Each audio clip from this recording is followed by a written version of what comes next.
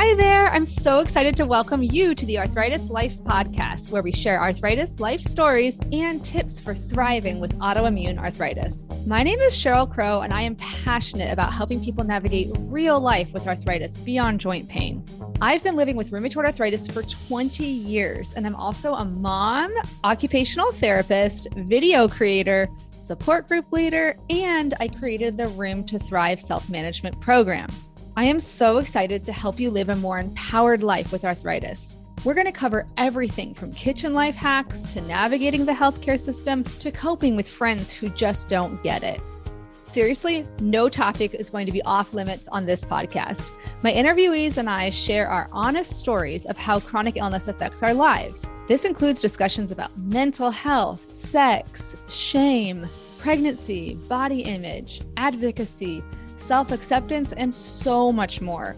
You'll hear stories from all ends of the spectrum, from a person who's living in medicated remission from psoriatic arthritis to somebody living with severe mobility restrictions and severe pain from rheumatoid arthritis. You'll hear how people manage their conditions in different ways, like medications, mindfulness, movement, social support, work accommodations, and so much more.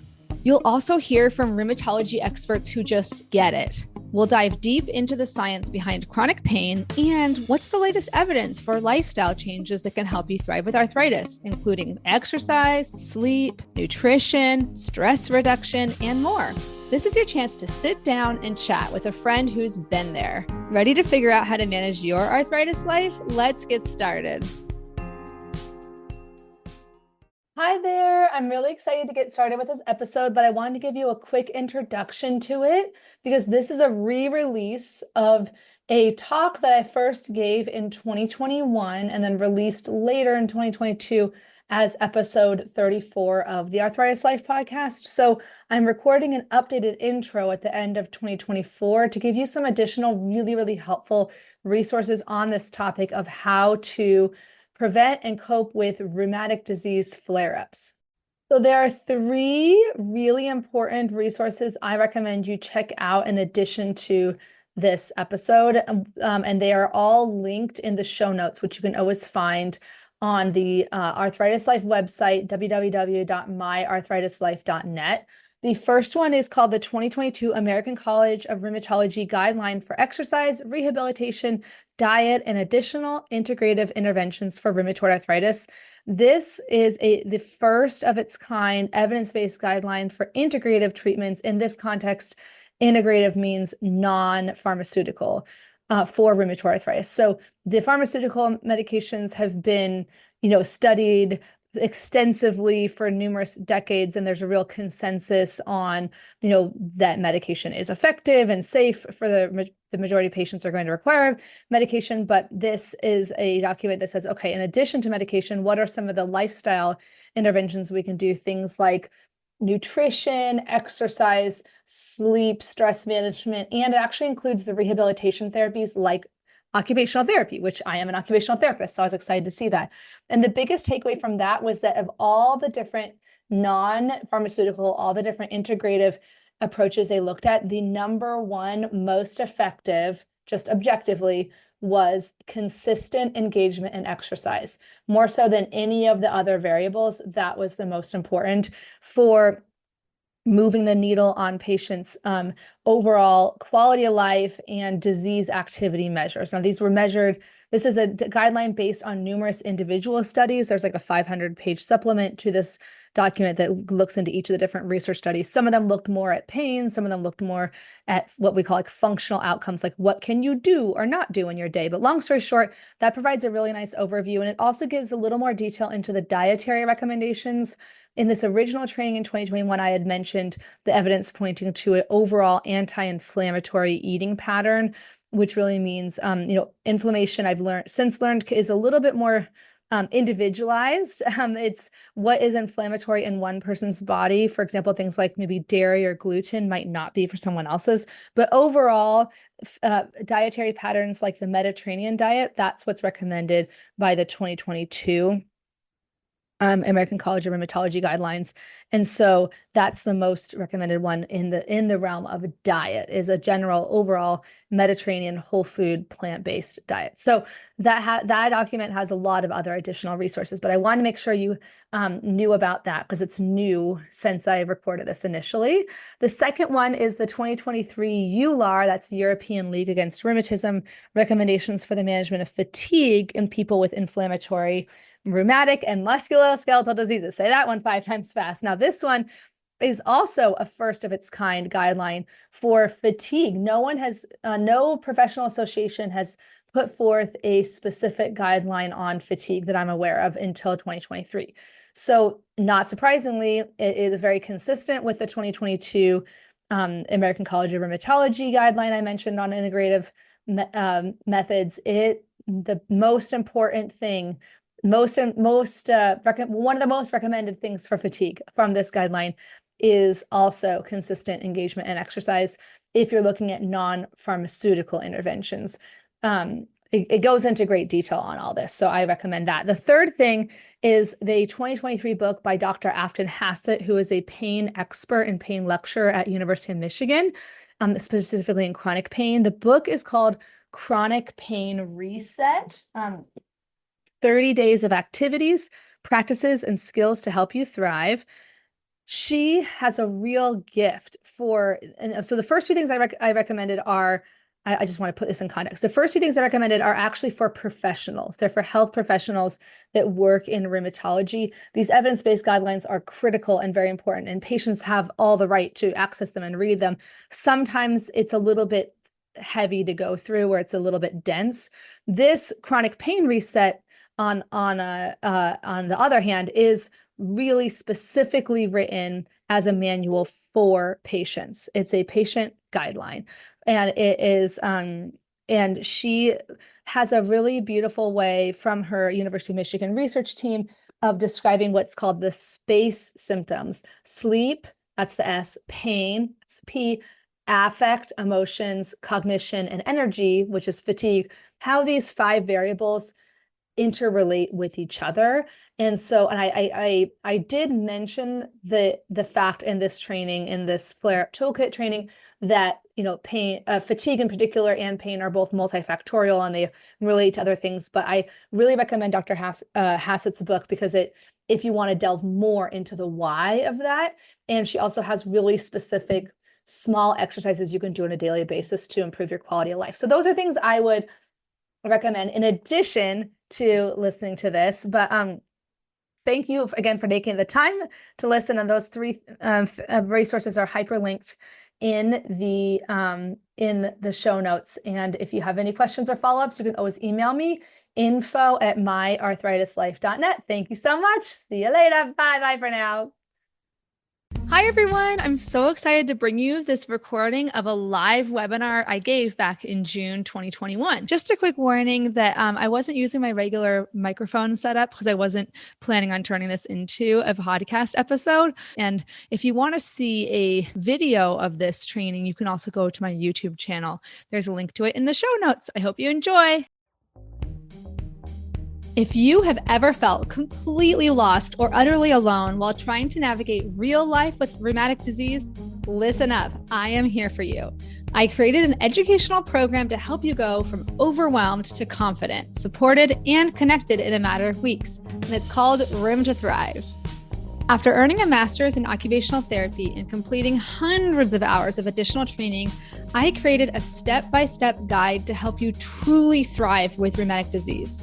This is the only program I know of that's designed to improve quality of life for people living with inflammatory, autoimmune forms of arthritis, like rheumatoid arthritis, psoriatic arthritis, ankylosing spondylitis, non-radiographic axial spondyloarthritis, Sjogren's disease, and more. During the self-paced lessons, you'll learn how to manage pain and fatigue, cope with stress, navigate relationships, and continue doing the things that matter to you and bring you joy. The goal is really to help you improve your quality of life and learn how to thrive with your rheumatic disease right now, rather than waiting for a distant day when it might be cured or healed. I really created the down-to-earth, practical, heartfelt resource I wish I had had when I was first diagnosed at age 20. If If you want even more in-depth support, you can join the 12-week Room to Thrive virtual support group, where you'll be surrounded by people who actually get what you're going through, people who will provide the encouragement, validation, and support that you deserve. Each group is expertly moderated, so you don't have to worry about the kind of misinformation that spreads like wildfire in the free-for-all social media groups. If you're on the fence, don't just take my word for it. Here's what Katie had to say in March 2023.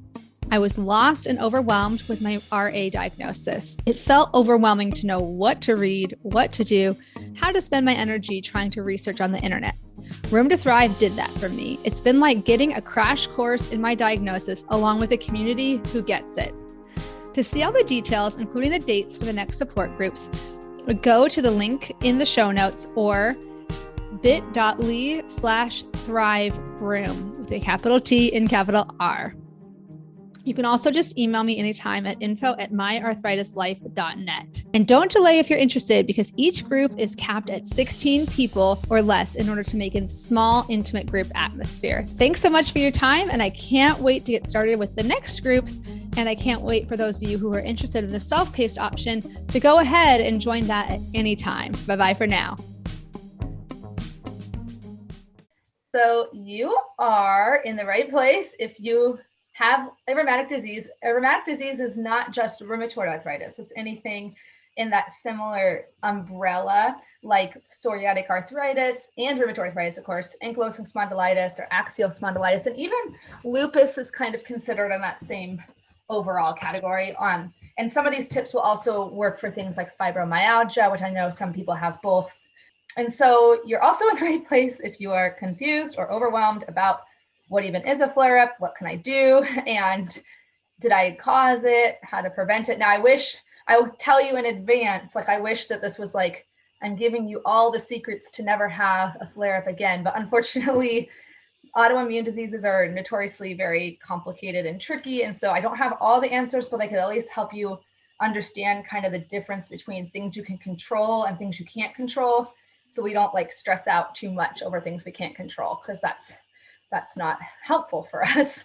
And then it's also for you if you're just feeling a little bit alone, like I got this diagnosis and now what am I supposed to do? I need more information. That's one of my soapboxes. If you heard me before, I have a lot of soapboxes. One of them is that patients with these rheumatic diseases need a lot more volume, quality and quantity. So quantity and quality of patient education. It is not enough to do one 20-minute doctor's appointment every 3 months to understand how to cope with these diseases. So that's why I do partly what I do.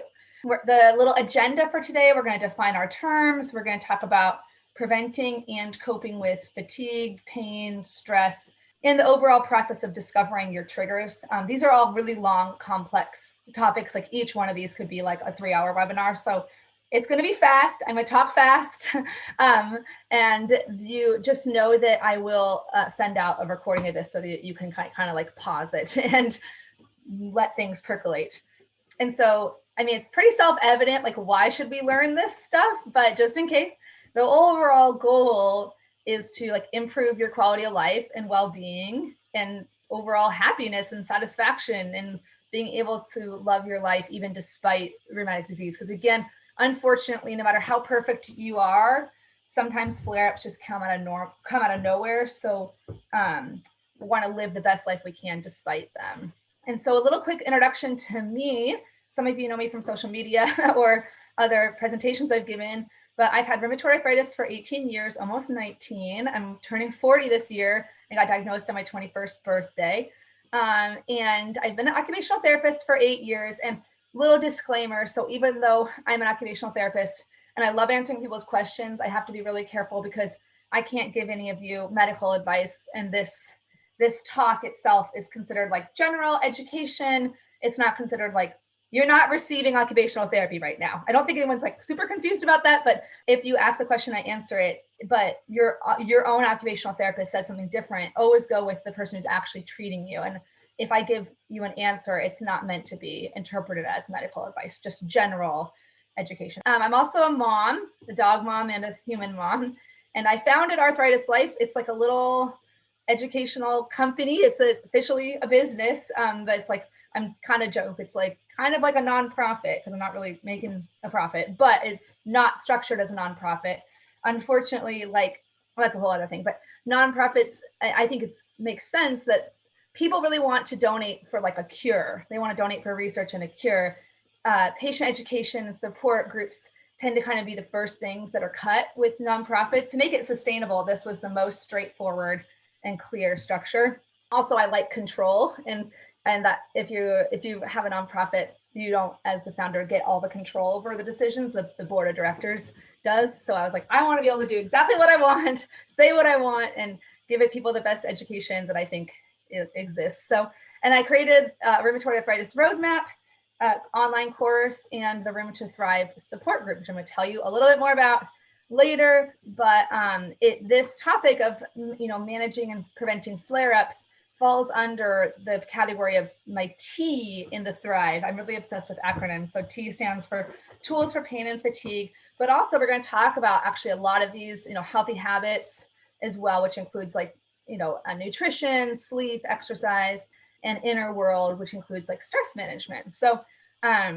so it all, and then executive functions falls under the umbrella of tracking your flare-up triggers. So it all interrelates, but let's start off. So I have 64 slides. I'm sorry. I'm going to go really fast, but I have so much I want to say. So, okay, what is a flare-up? If you're confused, you're not alone, because there's actually no one specific definition of an autoimmune disease flare-up. It is, most agree that it's a period of exacerbation of symptoms. So that could be pain and or stiffness and or fatigue. So you can have a flare-up of fatigue, for example, but not pain, or pain and not fatigue, or all of the above. So, and no one has, like, it's not like if you have had a exacerbation of symptoms that lasts more than 10 days, it's officially a flare-up. There isn't, like, again, one universal definition. So if your doctor's asking, like my doctor's asked me for, like, are you flaring right now? And I'll be like, well, what's your definition of a flare? Or I'll say, I've been having worsening pain or stiffness like over the last X amount of weeks or days. Some people will say, like, I'm really flaring today, meaning like just for one day, I've had worse symptoms, versus a prolonged period. So just know that, like, when you're out and about in the community of autoimmune warriors, people are going to use the same word and mean different things. So what causes them? So it's, in general, because diseases like rheumatoid arthritis, ankylosing spondylitis, these rheumatic diseases, they are from your immune system attacking cells and tissues, in the case of RA in your joints. And so it can be caused by anything that is causing inflammation. And inflammation is your immune system's response to what it perceives as a threat. You might have inflammation from a virus, like an outside virus.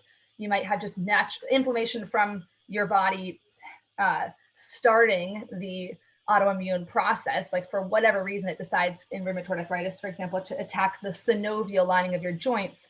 It says, okay, the synovial lining of your joints, that's the same thing as like a virus, and it starts driving inflammation to that area of your joints.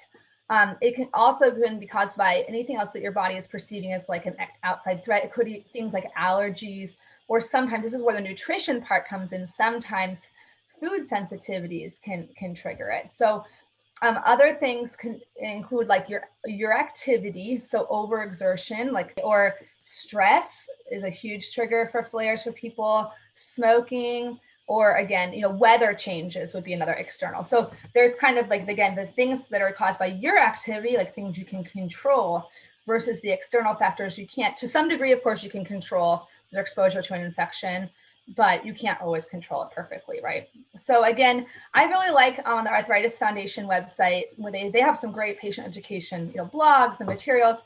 And the Arthritis Foundation is the nonprofit in the United States that's devoted to helping finding a cure and supporting people with arthritis. And they divided it into two categories. You have your predictable flares, again, where you know the trigger, and sometimes you might have some control over it. So like my example I always use is I went on a hike with my husband and my son for 2.5 hours. And normally my activity level is about 20 to 25 minutes of consecutive exercise. So I'll do like an exercise bike for 20 to 25 minutes. So if you go from 20 to 25 minutes to 2.5 hours, just logically, that's more than you can probably handle for a lot of people, but especially if you have a rheumatic disease. So overexertion, and again, other known triggers could be stress, infection, not taking your medication. Another thing that could cause a flare-up is your medication wearing off or not working as well over time. Those of you who've had rheumatoid arthritis, for example, for a long time might have experienced this if you've been on biologic medications like I have. I just started my 4th biologic in 18 years because in the last 3, they all worked really well for a while, but then my body, my immune system created antibodies to the medicine. So the medicine, like quote unquote, wasn't working as well. And it's because of your own immune system. I like to say, like, your immune system is stupid enough to attack your healthy joints and healthy cells, but smart enough to outsmart the medication, unfortunately. Sometimes, not always. Some people's bodies don't do that. So again, not a lot of black and whites, a lot of gray areas. So there's the predictable ones, you can control something about it. In the case of the medication, you can take a different medication. But there's also a whole category of unpredictable flares, flare-ups with no known trigger. In general, the flare-ups that have a known trigger, or it's something that you did, and again, the food sensitivities or things like that, they tend to be the short-term flare-ups. Again, when I did that hike for about 48 hours, I was really fatigued. And then, but it resolved because, again, it was a short-term thing versus an unpredictable flare where I haven't really changed any of my activity, my medications and all. I'm just experiencing, I call it like a simmer first. Like you get like a small amount of increased pain, stiffness, fatigue, and then it slowly gets worse over time. And then sometimes I've had it where it just reaches a breaking point, and that's like my most recent medication change. It was like, okay, we've crossed the line. Now we got to do something different.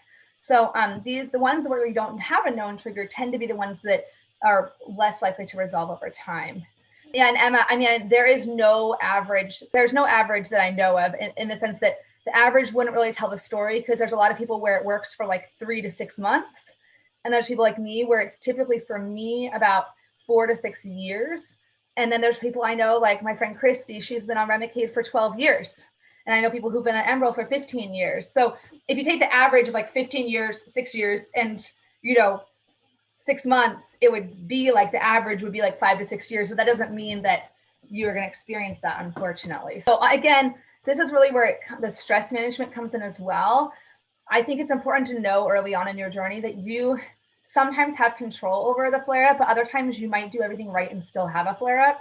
And that just I think it helps to know that, because then I've seen a lot of people get stuck where they are operating under the assumption that they can always prevent a flare-up. And that's unfortunately not the case for everyone. I mean, some people find really, really strong triggers and they have success avoiding those, but the majority are at some point are going to experience a flare-up kind of quote unquote out of nowhere. And so just know, that might happen, and hopefully it won't, but it just might. And so it's not your fault. We have to have some self-compassion.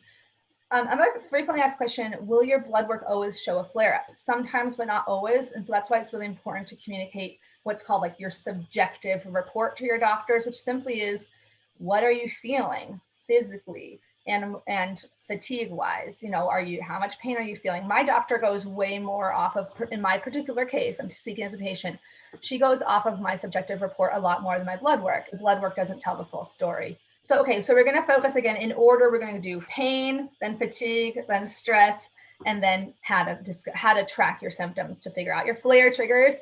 So in general, you might have heard this before, it's a cliche, but an ounce of prevention's worth a pound of cure. So I really like to focus on prevention. So things that are shown through lots of scientific research to help prevent pain in autoimmune disease and rheumatic disease specifically are things like, again, I know we're all bored of hearing it after a while, but exercise and nutrition, particularly discovering dietary triggers.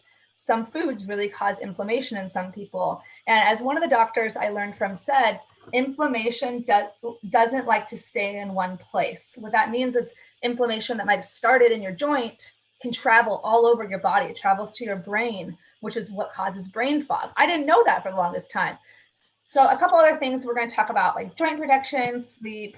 So in general, with exercise, it is confusing that for many people to hear that exercise is really good for your joints, because you're like, they hurt. So why would I want to move them? But there's like study after study after study that shows, and one of the reasons it's not just about like, quote unquote, having a healthy body weight, although that can be helpful just from a mechanical standpoint to not have as much stress on your joints.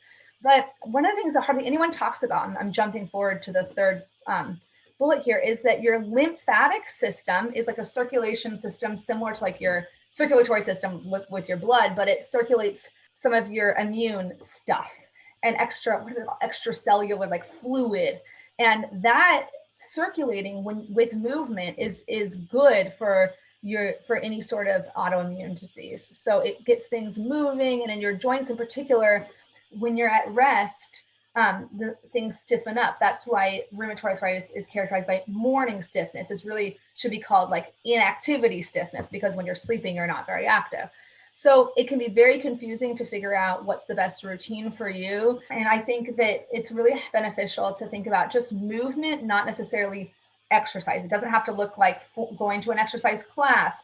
It could be dancing. It could be walking the dog, just getting any sort of movement that your body can tolerate. A lot of my Room to Thrive members really like doing yoga videos, like Yoga with Adrienne on YouTube has a lot of free, gentle videos. And so exercise is really good for prevention. But when you're in an acute flare, sometimes it's better to rest a little bit or do something a little easier on your joints, like aqua exercise, because that supports your joints more. Really simple, some simple things about diet and nutrition.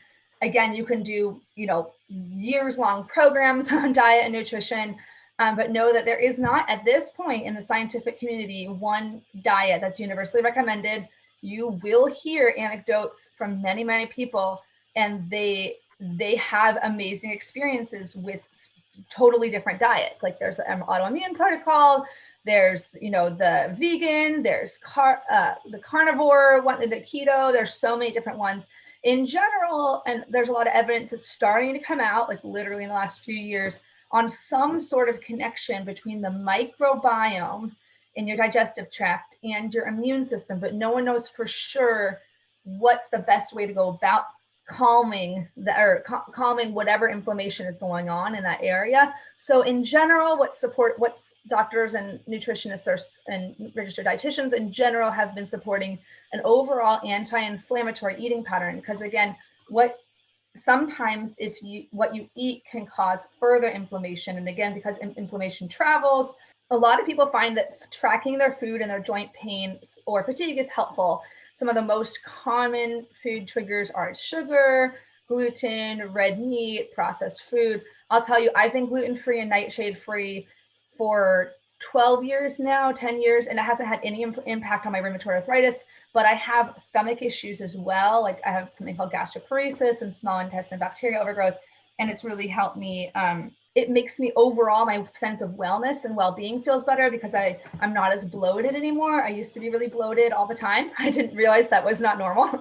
And so I went gluten-free initially for rheumatoid arthritis, and then it didn't help that, but it helped my bloating a lot. So I feel just good about that. But, there are people who will say, oh my gosh, I went gluten-free, and then like 12 days later, I had like no RA symptoms. And, it's very confusing and overwhelming, I'd say, for myself personally as a patient, and for many of the people I talk to. And support, I would say in general, because it's such a complex area, I really recommend, if you really want to pursue it, going through like a registered dietitian. There are people who have a master's degree, they've extensively studied it, and they can help you parse through all the different complex like variables with diet. So I'm happy to give some recommendations. A couple other things you can do to prevent pain are thinking about protecting your joints. Now, this is for when you have rheumatoid arthritis. If your little joints, like your fingers and wrists are hurting, you want to use your big joints during your activities to protect your little ones.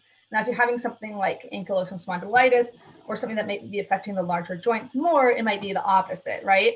But in general, you want to think about like spreading the force of your daily activities across multiple areas and using bigger joints to support smaller ones. You also want to, with rheumatoid arthritis, think about avoiding what's called ulnar drift. That's the quote unquote deformity that naturally occurs with uncontrolled rheumatoid arthritis. If you look at the pictures online, you'll see people's fingers are kind of curled and they drift, your knuckles drift towards your pinky. It's more efficient ergonomically. A couple other life hacks would be things like, pacing yourself. We're going to talk about that a little more in the fatigue section. Using gadgets, like you guys who follow me on TikTok know, jar opening aids, key twisting grips. For writing, I love pencil grips, and then using alternative grasps, like stabilizing the pen between your pointer and your middle finger rather than holding it with like the tripod grasp. I can send some videos to you, some who asked in the comments. And then, holding your purse near your elbow instead of with your fingers. This episode is brought to you by Room to Thrive, a membership and support community where you'll learn how to develop your own Thrive toolbox so you can live a full life despite your rheumatic disease or chronic illness. Learn more in the show notes or by going to www.myarthritislife.net. Interestingly, okay, sleep is an interesting one because I think most of us have heard of like pain insomnia, right? It's when you're in pain and you're having a hard time sleeping. And a lot of times we tend to think, and I'll tell you, I used to think this, well, and it can be true for you, but when you're in pain, that pain makes you not be able to sleep. And that's why you can't sleep well. But weirdly enough, there's evidence, and it's actually really like disturbing how they did this evidence. They took people with rheumatoid arthritis and they had them become sleep deprived. They were like, made them only sleep 3 to 4 hours a night. And they found that lack of sleep itself causes pain, as well as pain can cause lack of sleep. And in general, that if we get into all the statistics and the research, it's actually a stronger effect. Lack of sleep has a stronger effect on pain than pain has on lack of sleep. So in other words, prioritizing your sleep is something that can help prevent pain and address existing pain. So again, I don't want to like put these thoughts in your head, but like I think sometimes the sleep stuff gets a little bit boring because it's like, oh my gosh, really? It's like I have to go to bed the same time every night and like make it comfortable. It's like, it sounds just like it's always the same advice, right? But like sometimes the simplest advice is the best.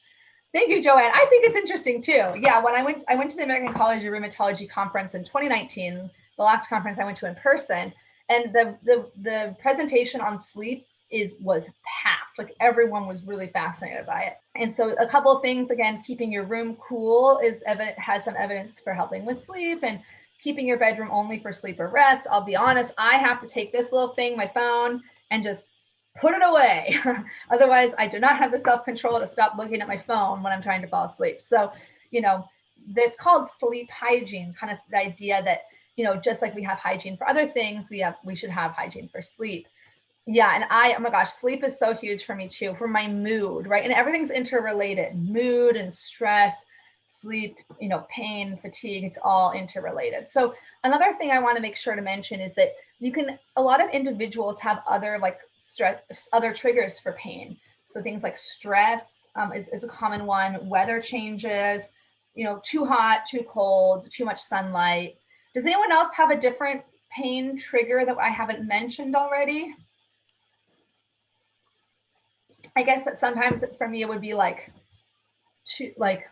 not just overexertion physically, but like overexertion mentally. Like sometimes if I'm just really mentally having to focus on something a long time, I get kind of like a mental fatigue or brain fog, but not necessarily pain. Anyway, let me know in the comments if you have other ones. And so also, I don't want to forget to mention that like in general, medical management can help prevent pain because the medications that really address the underlying disease and help stop that inflammatory process can prevent pain by putting your disease into remission, so don't want to overlook that. That's something that's really important to get on top of. And of course, there's things like if you have existing pain, there's medication and medical management things you can do, like pain relief medicines, not just opioids, there's other kinds. And, there's over the counter, there's CBD, cannabis can be really helpful for some people. It is an analgesic, and also topical creams. Like a lot of people like the Voltaren gels. I like BioFreeze. It's just kind of like an icy hot type one. Yeah, and it sounds like mental exhaustion is another.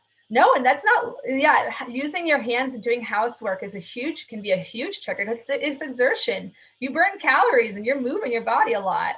Yeah, and hot weather. Yeah, I cannot tolerate the heat very well. So yeah. And then, okay, so what do we do? So again, we focus on prevention, but then what do we do when pain exists? I want to briefly, oh my gosh, I'm going to have so much to say. Talk about gate control theory, or just put the bug in your ear to look up gate control theory. It is this idea that, so pain is, it starts in your peripheral nervous system, which is like in the little nerves that are in your like hands, for example, and then it travels up to your central nervous system, which is your brain and spinal cord. And it has to go from your peripheral to your central nervous system in your spinal cord. That's why, for example, if you get a spinal cord injury, it's a complete spinal cord injury. You don't feel anything underneath the level of your spinal cord. Anyway, point being, when it travels up to your spinal cord to your brain, before it gets up there, the theory is it encounters these little gates that can essentially change the magnitude of how strong that signal is going to get into your brain. All pain is processed in your brain. That doesn't mean that your pain is in your head. It just means that, again, if that signal can't get to your brain, you're not going to feel pain. Again, that's why a spinal cord injury, your brain is okay, but because it's like a highway, a freeway, right? And if you block the freeway at one point, none of the cars can get through. That's what happens like in the spinal cord injury, and people get paralyzed. They can't move or sense pain. But point being that what you can do is your actions and the things that you do and your ability to actually even do things like controlling your stress and managing your stress can actually influence whether those gates are going to be super open and allow a lot of pain signals to go up, or whether those gates are going to close or be a smaller amount open. So again, this is a whole giant long theory. There's tons of articles about it, but point being that a lot of times people just say, oh, use a hot pack or use a cold pack or do these things, but they don't explain why. The reason things like heat and cold can work, I mean, there's multiple reasons. For example, if your joints are hot and inflamed and you have a lot of swelling, cold physically, it decreases circulation. So a cold pack can work for that reason. But also heat and cold are extra sensory signals. So and the same with pressure. The way I like to put it is it's kind of like, instead of, let's say, one straightforward signal to my brain that's saying, I feel pain in this joint. If you have pressure too, it's like two different things are shouting to your brain at the same time. One's like, I feel pressure, and one's like, I feel pain. And it can't simultaneously process both of those very well. So it kind of, the way I put it in layman's terms is it just kind of dulls the sensation of pain because it's simultaneously trying to process both of those. So that's why, again, because all these sensations, pain, temperature, pressure, they're traveling in similar roads, for lack of a better word, like highways from your body parts up to your brain. So things, again, hot packs and cold packs can be good. When you have an inflammatory condition, in general, it's not recommended to apply heat onto joints that are already hot and inflamed. Heat is really good for cold, stiff joints. And I just want to mention, a lot of people love like hot wax, like paraffin baths. You can get them like the ones that you can get in the nail salon. You can buy those, off Amazon. Some people are just like, oh, this is a lifesaver. Again, compression can be helpful, pressure, and then exercise, again, exercise and movement can be helpful in reducing pain as well.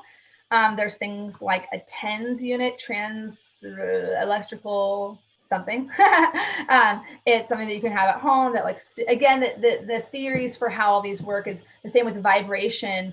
It dulls the sense of pain by creating competing sensory input. Ultrasound, and then there's some evidence ultrasound actually can help with tissue healing as well.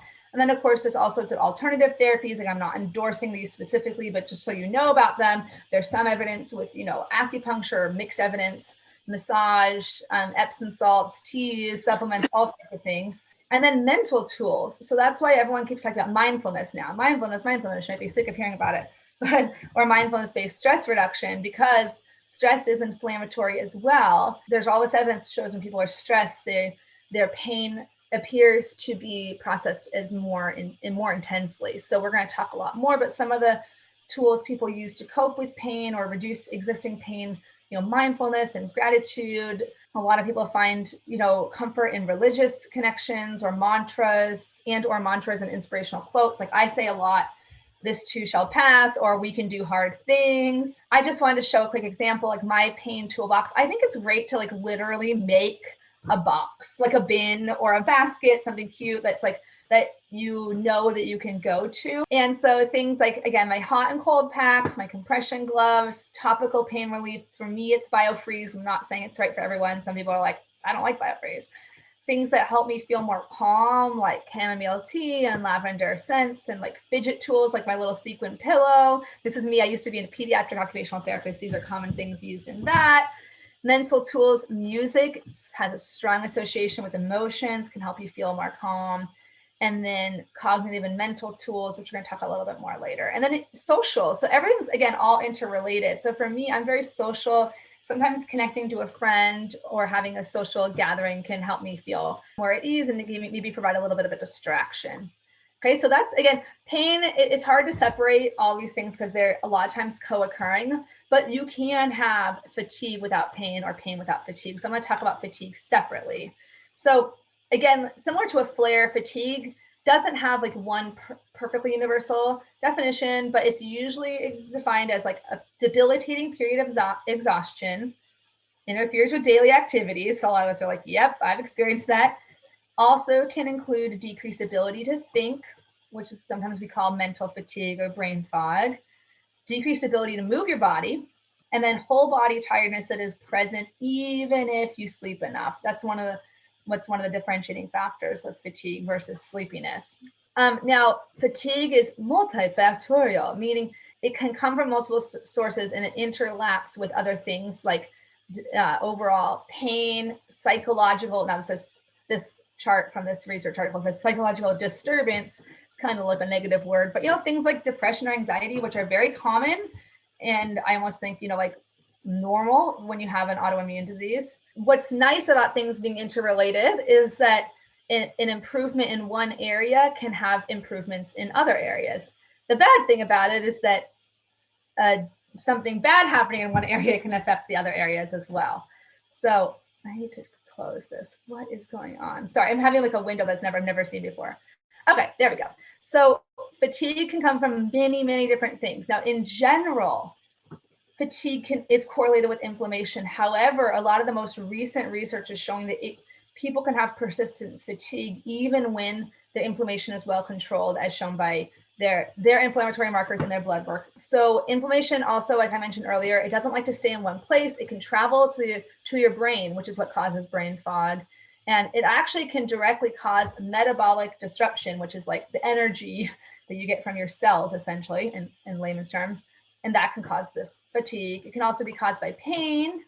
And it can, so pain is correlated with fatigue. Again, not always though. I like to joke they're like different whack-a-moles, like in the old game, whack-a-mole. You have to like whack this one and whack that one. Sometimes they're the same time, sometimes they're different. And then stress. So stress is pro-inflammatory and can exacerbate fatigue as well. It is correlated to exercise, meaning there's an interesting relationship between fatigue, sleep, and exercise. And basically, when they had an exercise intervention, sleep got better and fatigue got better. Again, it's unintuitive, right? Because you're like, when I'm exercising, I'm expending energy, and fatigue feels like I don't have enough energy. So why would I waste some of my energy? That's why things like the spoon theory, they're really helpful in some ways, but they're not really complete, because there are actually things you can do during the day that cost you spoons, like exercise, but they actually give you more spoons back too. So it's not quite so simple as like a finite number of spoons. If you haven't heard of the spoon theory, it's like this metaphor developed by a wonderful woman with lupus who talks about like having, it's a way to explain fatigue to friends and family. But other things you should really think about if you're having really severe fatigue with your rheumatic disease is getting assessed for other underlying factors, things like anemia, thyroid problems, infections, medication side effects, sleep problems. Sleep apnea is much more prevalent in people with rheumatoid arthritis than the general population, even if they have no other risk factors. And then low levels of vitamin D can also be associated with fatigue. So how can you reduce fatigue? We're going to talk about these factors. So energy conservation is a way where you change how you approach your daily tasks to save energy. So things like, chunking your task into smaller parts. An example might be chopping up some of your food for meal prep the night before, so that in the morning you don't have to do as much prep for like breakfast, and taking rest breaks. So that does help you replenish spoons. Sometimes rest does. It's just also that sometimes exertion also helps, which is so weird. And in this research study that I was talking about that showed that exercise improved sleep and fatigue, it wasn't like they were doing rigorous exercise. It was a mixture of walking, resistance training, meaning just lifting small amounts of weights, and stretching for 30 to 60 minutes a day. Now, that is a lot if you do it every single day, but it's not like they were running marathon, right? So it's accessible to a lot of people. Again, you also want to look at other fatigue triggers, stress or mental health. Mental stress can definitely cause a sense of physical fatigue. I'm curious if anyone has ever had the experience before of like really having only mental fatigue and not physical fatigue, or only physical fatigue and not mental. Like, I think of the example for myself of like laying in bed when you're like, your body's really tired, but your mind is just going like a mile a minute, and you have no brain fatigue, but only body fatigue, versus having mental fatigue, but your body's like, I could go run around right now, but your brain's just like, So that's how, for me, it can be one or not the other. Yeah. Or you can have it at the same time. And so, sunlight is a huge trigger for many people, especially with lupus. But for me, with rheumatoid arthritis, it's also a big trigger, and heat as well. A couple other triggers could be, again, heat as well as sunlight. They could be separate, right? You can be out in the sunlight with no heat, like, on a mountain skiing or something. And then, of course, overexertion. Again, a few other ways to prevent and treat fatigue would be like with dietary changes. Some people find, again, the anti-inflammatory eating pattern, avoiding pro-inflammatory foods and food triggers. Some people find more energy with intermittent fasting. It's not recommended by some of my favorite registered dietitians, but I just wanted to mention it because some people do have success for it. And then talking to your doctor, because I didn't know this till I was in some patient groups, but some doctors will prescribe like stimulant medications, like ADHD medication, to give you more energy because they are stimulants or supplements or other medical interventions. Okay. So stress is my favorite thing to talk about, but I think I'll go fast through this because I already have some other trainings I can send you on this. I just did one 3 months ago. But again, when we think back to about like the known triggers versus unknown, it's really, really helpful mentally to like separate solvable versus persistent problems with your autoimmune disease. So solvable problems might be like, my joints are a little stiff in the morning. The solution is a warm shower or hot pack, and it helps you feel better. But there are these like perpetual or persistent problems, things for me, like those flare-ups that come out of nowhere, or other unknowns, like uncertainty, what's going to happen in the future? How can I, will I find a medicine that works? How can I cope with this? So again, like I mentioned earlier, I think if you approach things, or a lot of people try to say like, I have the answer. Like all you have to do is do my diet or do my supplement and you're never going to have a flare ever again. And there are some people who have that experience, but most people don't, at least the ones that I've talked to. And from the research is that there's going to be flare-ups. And so acknowledging and accepting ahead of time that there's some parts of this disease that are not like immediately solvable or don't have like a clear path for prevention. It actually, weirdly enough, it sounds like it might be depressing. I'm sorry if it is, but for me, it's actually been really freeing and helpful because I do have a limited amount of energy, like mental and physical energy each day, right? So if I operate under this assumption that if I just did everything perfectly, I'll never have a flare again, then I'm going to be, when I'm not feeling well, I'm going to be using a lot of energy trying to like maximize everything in my life, right? Like, oh, I have to do the perfect diet, the perfect sleep. I have to do all about like controlling everything. And I've seen a lot of people with rheumatic diseases, they get really caught up in that perfection mentality, particularly when it comes to diet. There's actually a mental condition called orthorexia that a few of my friends have had, where it's like you become obsessed, not like anorexia, but you become obsessed with healthy eating. You have to do everything perfectly healthy. And that's not helpful for your stress levels either. But my argument for this is it's about how much energy you're going to spend in your life do you want to spend it on things that ultimately might not actually help you because this disease is kind of unpredictable? Or do you want to spend some of that energy saying, okay, this is what is available to me in this present moment right now, even though I have some pain, even though I have some fatigue, if I accept that that's just how it is, then what's available to me, it kind of frees up this mental energy from like this myopic idea of like I have to be a perfect patient, perfectly control everything.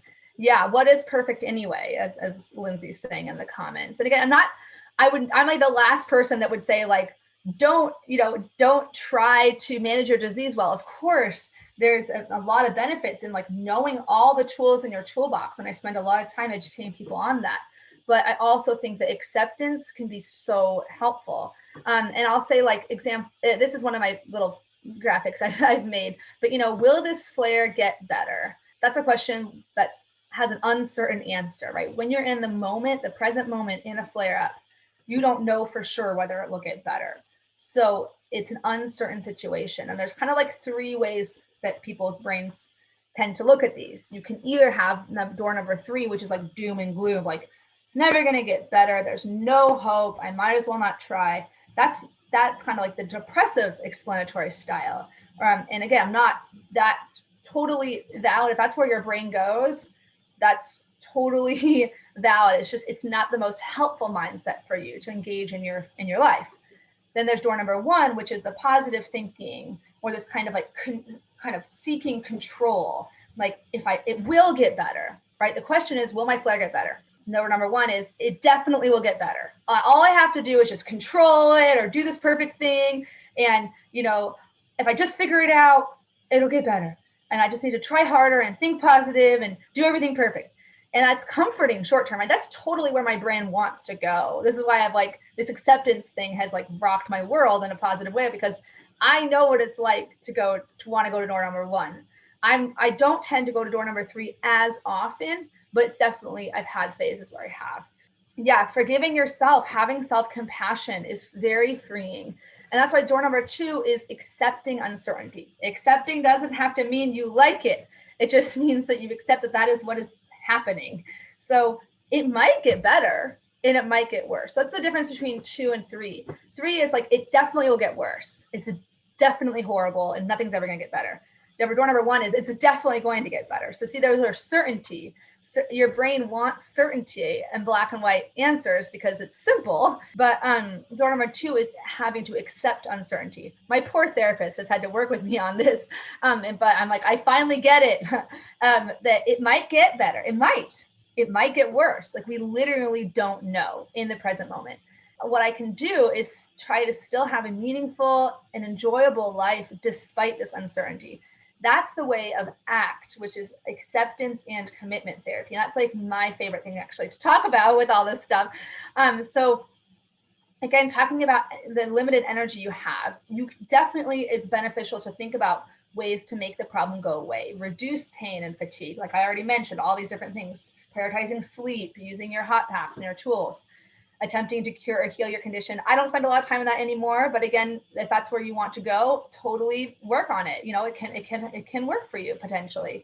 Then there's these, what we call an OT, an occupational therapy, compensatory strategies, working around it and functioning despite it, adaptations. So can we do some life hacks given my existing pain or fatigue? Can we pace ourselves? What can I still do now? And so, yeah, if you're still working on door number 2, you're not alone. I'm still working on door number 2. And it's very, very common to vacillate quickly between like all 3, right? Like, it's never going to get better. Oh, yes, it is. I'm going to be happy again. Oh, maybe it's just uncertain. It's a work in progress. And that's why, so a lot of times people think mindfulness just means like sitting on a placid, plane and calming your mind and feeling at peace. But actually, mindfulness, as far as I understand it from some of my research, it's keeping your attention in the present moment without judging it as happy or sad or good or bad. So it's whatever is happening in the present moment. So learning how to observe your thoughts without judgment or trying to change. And that means if you're in pain, being able to observe yourself in pain. And it's hard, right? Because when you're in pain, that's usually the last thing you want to do is think about your pain. Like I remember when my therapist first taught me this, I was like, I literally said, like, you're a sadist. Like, why would I want to do this? But the idea is when we try to distract ourselves and focus only on eliminating the pain has the power over you. It's communicating to yourself subtly that I can't handle this pain. Like this is, I have to do something about it. Whereas taking a moment, this is not like your whole life being like, oh, well, I'm just going to like feel my pain, but taking a moment to allow yourself to just connect to the present moment, it actually teaches your brain that you can handle it. It's really weird, but it's worked for me at least. And so ACT is acceptance and commitment therapy. So it's a long whole thing, but it stands for accepting our thoughts and feelings. That includes physical sensations, connecting to your values, and then taking action. So it's not just about thinking about what's going on and like having a little moment. It's actually about like changing your behavior based on what you value. So you make room for your feelings and sensations, allowing them to be exactly as they are. Then you ask, what can I do right now that's truly meaningful or important in my life?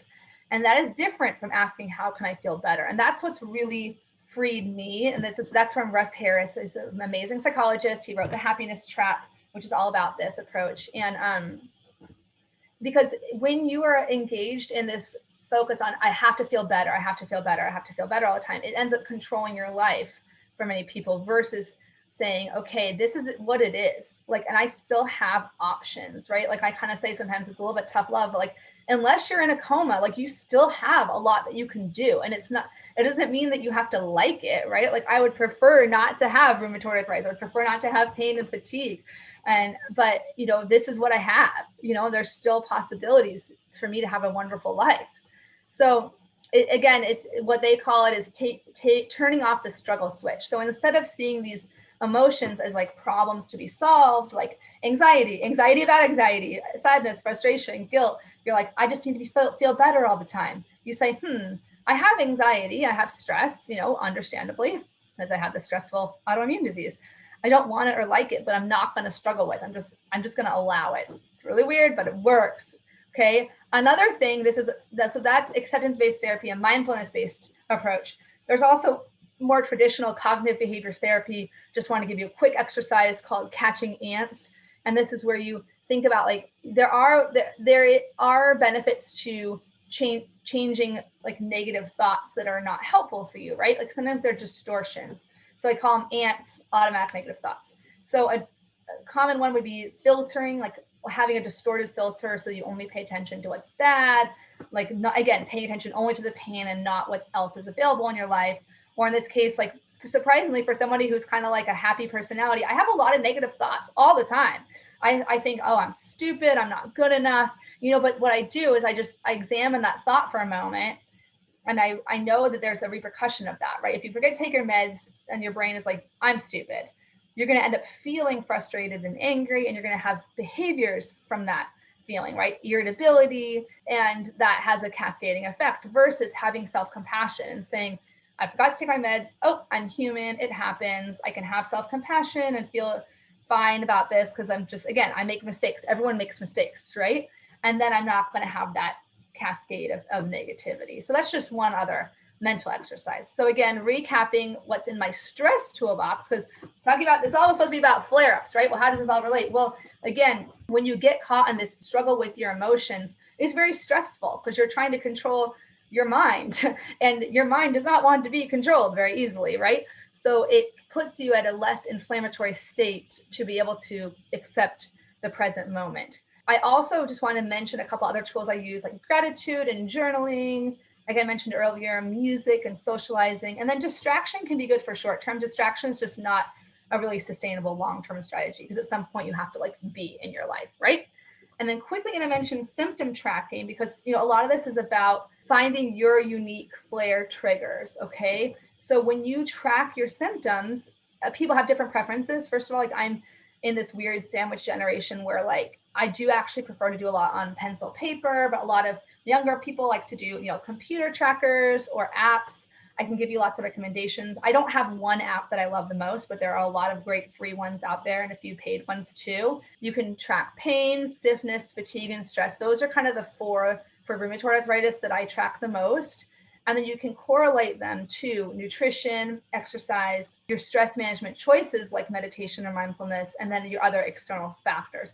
And that can give you a great sense of like self-efficacy or the knowledge that there are ways that you can prevent pain and fatigue from happening and cope with them. Whew, I'm gonna take a breath for a second. Okay, so as a recap, we focus on prevention, discovering your triggers, and remembering that some things are out of your control, and accepting that can go a long way into helping you remember that you still have other things you can do in your life and you can still have a good quality of life, and then manage stress. So I am going to talk about quickly a bonus tool that is my Thrive toolbox. So I mentioned Room to Thrive earlier. That's my online support and education group. And every 6 months, we focus on a different one of these. So we have a whole month on tools for pain and fatigue, a whole month on healthy habits, a whole month on relationships and social life and friendships and connections, and then a month on inner world, and then valued activities and hobbies, and then these CEO skills, executive functions like symptom tracking. And I want you to know that, you don't have to cope with all this on your own. And I do a lot of free trainings like this webinar, but I also do have this more intensive, support group called Room to Thrive.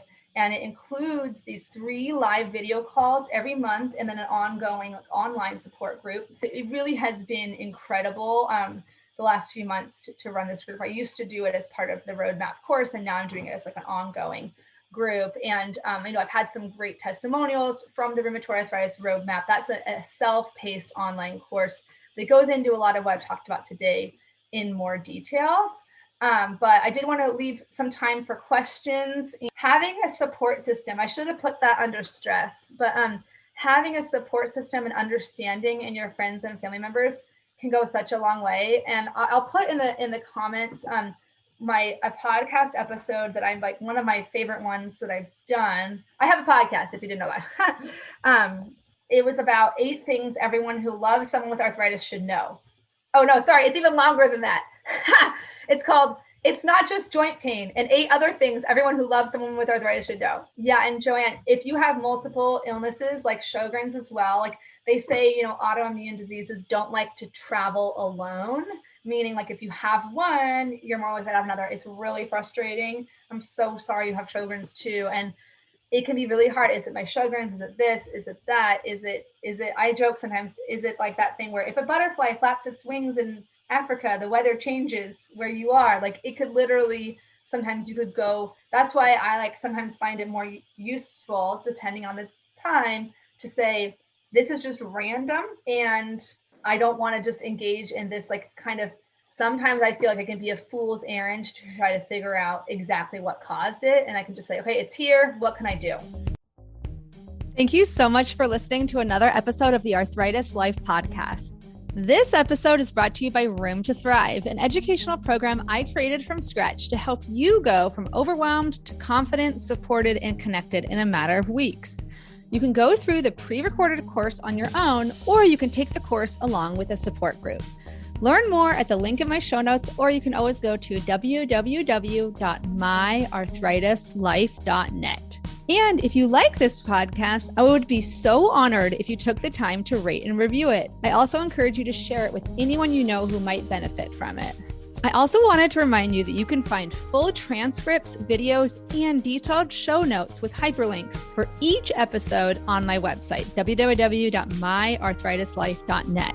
If you have any ideas for future episodes, or if you want to share your story or wisdom on the podcast, just shoot me an email at info@myarthritislife.net. I can't wait to hear from you.